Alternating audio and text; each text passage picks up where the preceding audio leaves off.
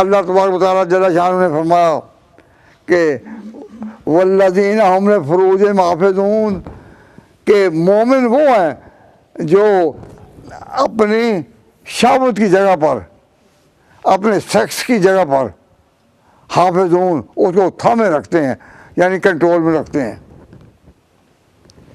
کہ والذین هم لفروجہم حافظون، وہ اپنی شہوت کی جگہ کو روکے رکھتے، تھامے رکھتے ہیں. الا علی ازواجہم، مگر اپنی عورتیں جو نکاح میں ہوں یا باندیاں ہوں اس وقت کے حالات کے مطابق، فإنہم غیر ملومین، ان پر کوئی الزام نہیں.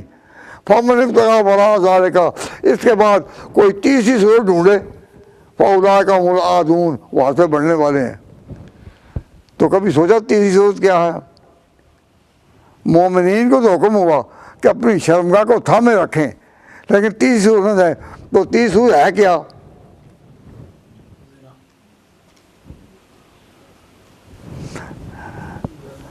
کبھی سوچی ہے؟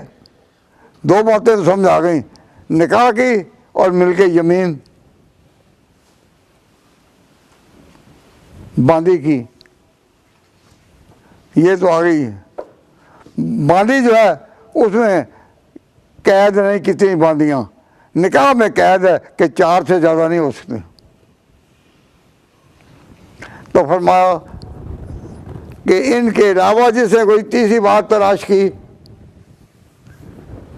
وہ غیر حد سے بڑھ گئے. اب اس وقت پتہ نہیں تھا، جب یہ آیت اتری ہے تو یہ پتہ نہیں تھا کہ وہ تیسری صورت کیا ہے. اور آپ نے قرآن سنا بھی ہے لیکن تیسری صورت آپ بھی بتا نہیں سکتے. آپ نے قرآن تو سنا ابھی اور غور بھی کیا ہوگا ساتھ ہی، کوئی سمجھ آئی ہے؟ نہیں. تیسری ہوگی کیا؟ اور یہ آج ہی اتری ہے مکہ میں جب حضور تھے. یہ خاص بات کا جواب دے رہا ہوں کہ مکہ میں اتری ہوئی ہے کہ وہ تیسری صورت ہے کیا. یہ اللہ کے علم میں تھا کہ مسلمان کہلانے والوں میں ایک طبقہ ایسا بھی ہوگا جو کہے گا کہ چھپے چھپے نکاح کر لینا جس کا کوئی گواہ نہ ہو یہ بھی جائز ہے، اور اس کا نام رکھیں گے وہ اپنے ہاں متع. جب اللہ تعالیٰ نے یہ قرآن میں حکم اتارا تھا اس وقت تو پتہ نہیں تھا کہ وہ تیسرا طریقہ کیا ہے، لیکن وہ تیسرا طریقہ جو تھا وہ اللہ تعالیٰ نے جو بتایا کہ ان کے علاوہ تیسرا طریقہ، وہ آئندہ کسی وقت میں لوگ ایسے یقین کے ساتھ نکلیں گے کہ ہاں تیسرا طریقہ ہے کیا، کہ چھپے چھپے دوستی کر لو. ان کو قرآن پاک نے 5ویں پارے میں متخذات اخدان کہا کہ